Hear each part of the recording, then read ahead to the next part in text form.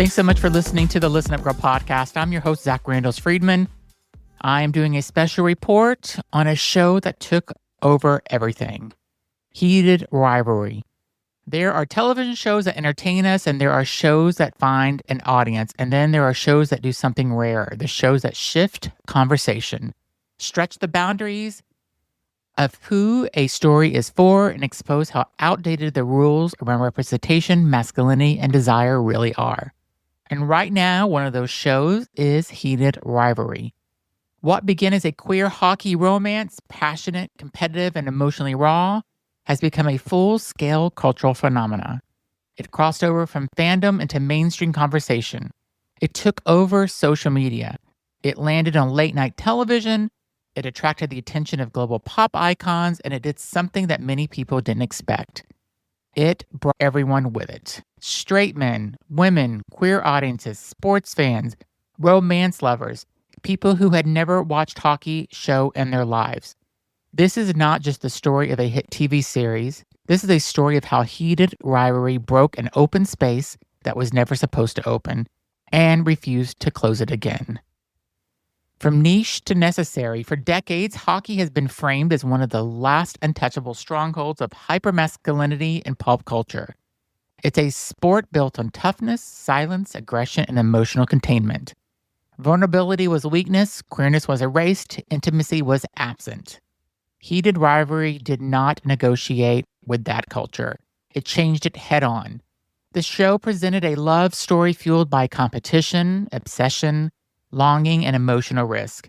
It didn't sanitize desire, it didn't soften the physicality, and it didn't over-explain itself for audiences who might not get it. Instead, it trusted viewers to come along for the ride, and they all did. Because beneath the hockey, beneath the sex, beneath the rivalry, the show is about something universal. What happens when ambition collides with intimacy, and what it costs to want both. The casting that made it believable.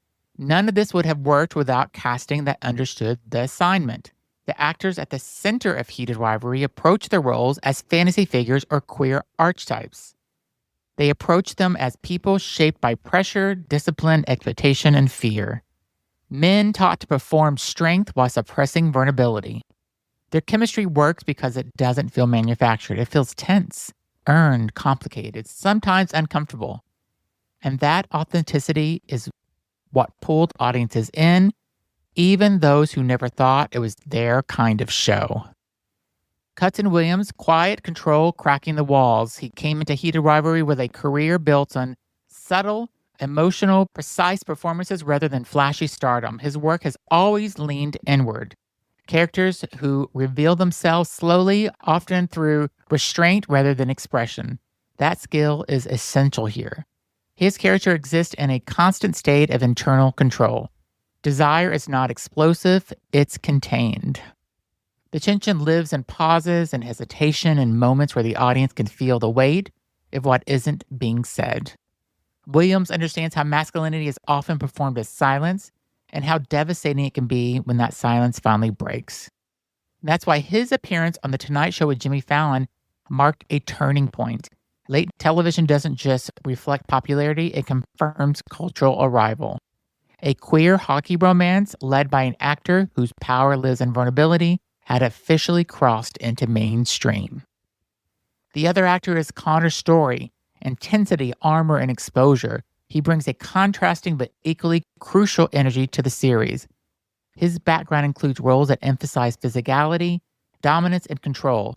Characters who identifies are closely tied to performance, success, and image. Story makes his role in Heated Rivalry especially compelling because his character isn't learning how to be strong. He's learning how to be open.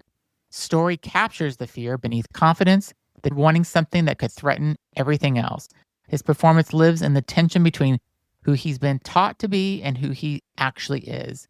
When he appeared on Late Night with Seth Meyers, it reinforced what audiences were already seeing, a breakout performance rooted in emotional risk. And then Miley Cyrus took notice. The pop culture lightning strike. Miley Cyrus publicly acknowledged Heated Rivalry during the Critics' Choice Awards red carpet, hinting at an interest in season 2 and igniting instant fan frenzy. Miley Cyrus doesn't casually attach herself to projects. Her career has long existed at the intersection of queerness, rebellion, and mainstream power. When she signals interest, it's not accidental, it's recognition. And suddenly the show wasn't just popular, it was validated at the highest level of pop culture. Let's talk about the audiences. Straight men didn't just watch it, they stayed. One of the most revealing aspects of Rivalry's success is its straight male audience. Many tuned in for the hockey, the rivalry, the competitive framing, but what kept them watching wasn't novelty, it was relatability. The show understands pressure, ego, fear of failure, emotional suppression. It speaks fluently in language many men were raised in, and then challenges it without condemnation. Straight men didn't feel excluded by this story, they felt recognized. Women didn't just love it, they claimed it. Women embraced Rivalry with enthusiasm and intention. For many, the show offered a rare shift into romantic storytelling. Intimacy without female emotional labor at the center. Desire without domination. Vulnerability without punishment. The gaze changed.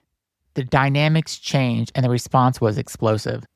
This wasn't quite fandom, it was ownership. And the internet made it inevitable.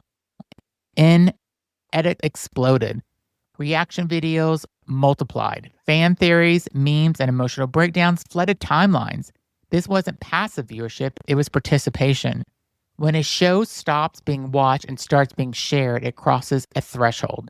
Heated Rivalry crossed it fast.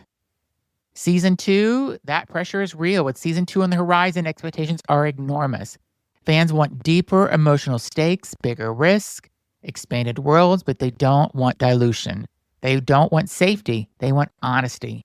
The industry is watching closely because if Heated Rivalry continues to succeed, it becomes proof, not hope, that audiences are ready for queer stories that are unapologetic, complex, and central. Why this isn't just a phase, it took over because it was true, because it's trusted actors, because it's respected its audience, because it refused to explain itself.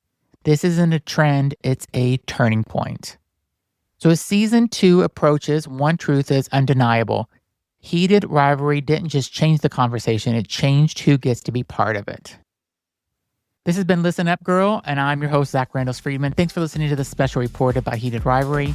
And whatever comes next, I'll be here to cover it. Thanks so much for listening.